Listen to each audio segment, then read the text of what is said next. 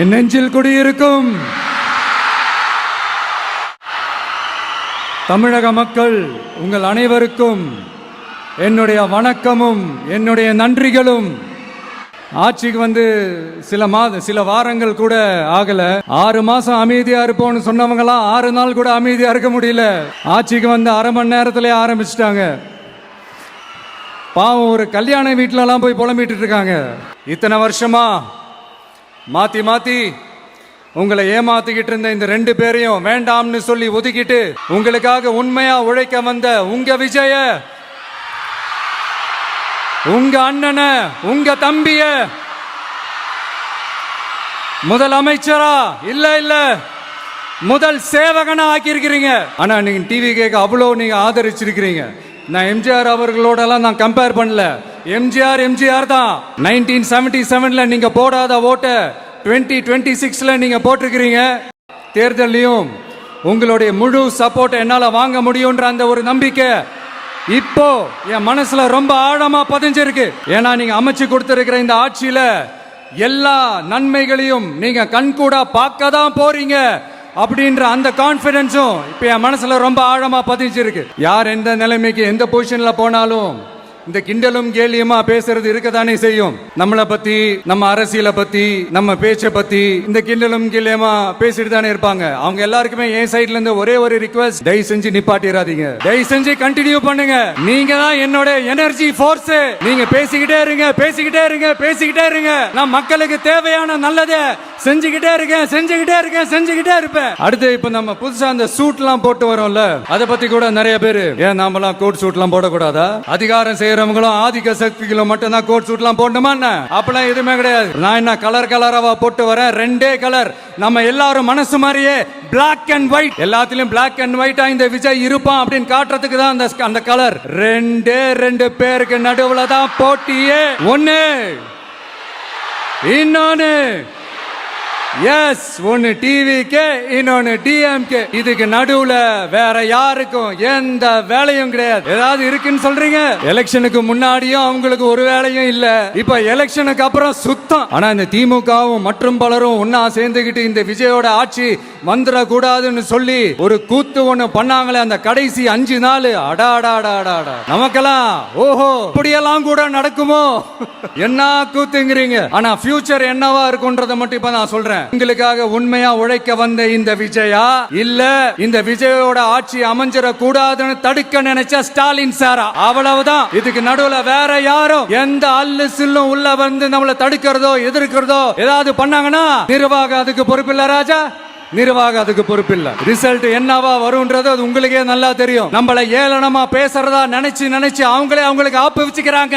திமுக நம்மள தடுக்க, திமுக நம்மள எதிர்க்க, திமுக நம்மள அவமானப்படுத்த அத்தனையும் நமக்கு நன்மையே. இப்படிப்பட்ட நம்ம தெய்வங்களை, இப்படிப்பட்ட நம்ம மக்களை தற்குறின்றது இன்னமும் சொல்லிட்டு இருக்காங்க. நான் காஞ்சிபுரத்துல சொன்னதை தான் இங்க நான் திரும்பவும் ரிப்பீட் பண்றேன். நீங்க தற்குறின்னு சொன்னீங்களே, அவங்க தான் உங்களோட அரசியல் வாழ்க்கையே ஒரு கேள்விக்குறி ஆக்கிட்டாங்க, இன்னமும் ஆக்க போறாங்க. அன்னைக்கு நான் சொன்னப்போ சிரிச்சவங்க எல்லாம் இன்னைக்கு என்ன பண்ண போறாங்களோ. உண்மையை சொன்னாதான் அந்த கூட்டத்துக்கு கசக்குமே. உண்மையிலே நீங்க மக்கள் மனசை புரிஞ்சு வச்சிருந்தீங்கன்னா நீங்க இப்படி மக்களை தப்பாவே பேசிருக்க மாட்டீங்க. மக்கள் அவங்களுக்கு ஓட்டு போட்டா அந்த மக்கள் நல்லவங்களா, அதே மக்கள் நமக்கு ஓட்டு போட்டா அந்த மக்கள் கெட்டவங்களா? தற்குறியா?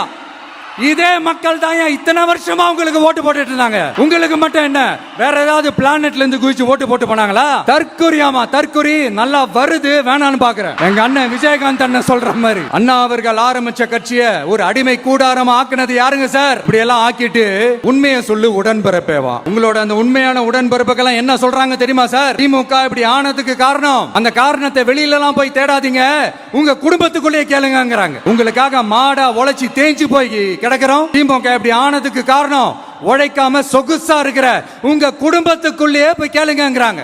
ஒவ்வொரு திமுக தொண்டனும் அதை சொல்றாங்க. அதை புரிஞ்சிக்காம நம்மளையும் நம்ம மக்களையும் தப்பா பேசிக்கிட்டு, நீங்க மக்களை தப்பா பேசுனீங்கன்னா இந்த விஜய் வந்து கேள்வி கேட்பான், சும்மா இருக்க மாட்டான். இந்த விஜயும் தமிழ்நாட்டு மக்களும் வேறு இல்லை.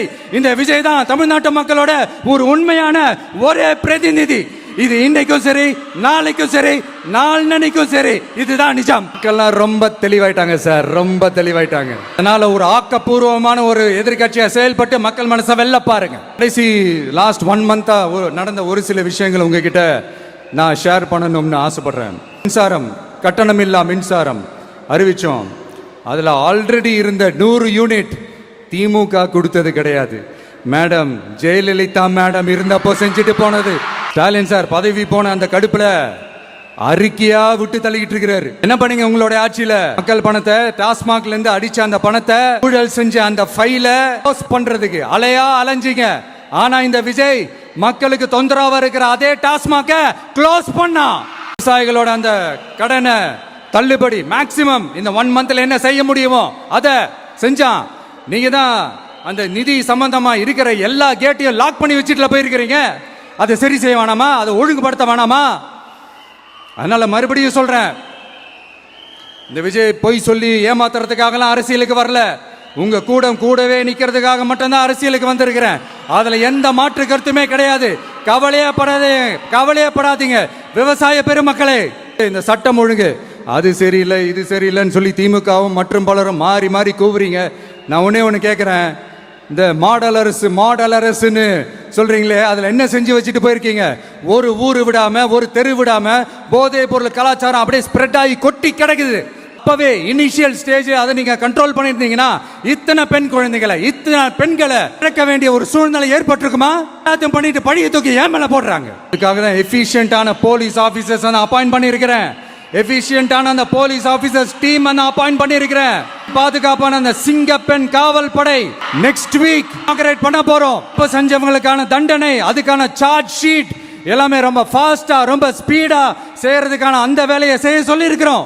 கோர்ட்ல கூட தப்பு செஞ்சவங்களுக்கான அந்த கடுமையான தண்டனை வாங்கி கொடுக்கிறதுக்கான அந்த வேலையையும் ரொம்ப சீக்கிரமா செய்ய சொல்லி இருக்கிறோம். ஸ்டாலின் சார், திமுக இப்போ தீய சக்தி மட்டும் இல்ல, மக்களை விட்டு ரொம்ப தூரமா போன தூர சக்தி, கோர சக்தி, பாரசக்தி. பெரிய மக்கள் சக்தி நம்மளோடு இருக்கும் போது நமக்கு எதுக்கு வேற அரசியல்? 50-60 வருஷமா இருந்த சாதிய உடைச்சிருக்கிறோம், மதத்தை உடைச்சிருக்கிறோம், காசு கொடுத்து ஓட்டு வாங்கறத உடைச்சிருக்கிறோம். சிங்கிள் மெஜாரிட்டி வாங்கி இருந்தாலும் நம்மள நம்பி முறையா கூட்டணியில கட்சியில ஆதரிக்க வர்றவங்களை அரவணைச்சு தான் இருப்போம். நான் இப்பவும் மீண்டும் டிக்ளேர் பண்றேன், டிவிகே ஆட்சி எந்த பாகுபாடும் இல்லாம எல்லாருக்குமான ஒரு ஆட்சியா தான் இருக்கும். அதுல எந்த மாற்றமும் கிடையாது. ஸ்டாலின் சார் மாதிரி ஊசலாட்டம் இருக்கவே இருக்காது. மதச்சார்பற்ற கொள்கையில சமரசமே இல்லை. மாநில உரிமைகள்ல விட்டு கொடுக்கவே மாட்டோம். நதி நீர் உரிமைகளை விட்டு கொடுக்கவே மாட்டோம். சமூக நீதி, சமத்துவ நீதிய ஒரு நாளும் விட்டு கொடுக்கவே மாட்டோம். உங்களுக்காக உழைக்க வந்திருக்கிறேன். உங்களுக்காக எல்லா விஷயத்தையும் நான் பார்த்து செய்வேன். ஊழல் இல்லாத, லஞ்சம் இல்லாத ஒரு ஆட்சியை நான் கொடுப்பேன். I understand. ஒரே நாள் அது நடக்காததான், மேஜிக் இல்ல. பட் ஒரு நாள் அதை நான் நடக்க வைப்பேன். வேற எந்த வேலையும் இல்லை உங்களுக்காக உழைக்கிறத தவிர. என் கடன் இனி என் மக்களுக்கு பணி செய்து கிடைப்பதே. தமிழக மக்களுக்கும் திருச்சி கிழக்கு தொகுதி மக்களுக்கும் மீண்டும் என்னுடைய நன்றியை தெரிவிச்சுக்கிட்டு கான்பிடென்டா இருங்க, நல்லதே நடக்கும், வெற்றி நிச்சயம். மீண்டும் சந்திக்கும் வரை நன்றி, வணக்கம்.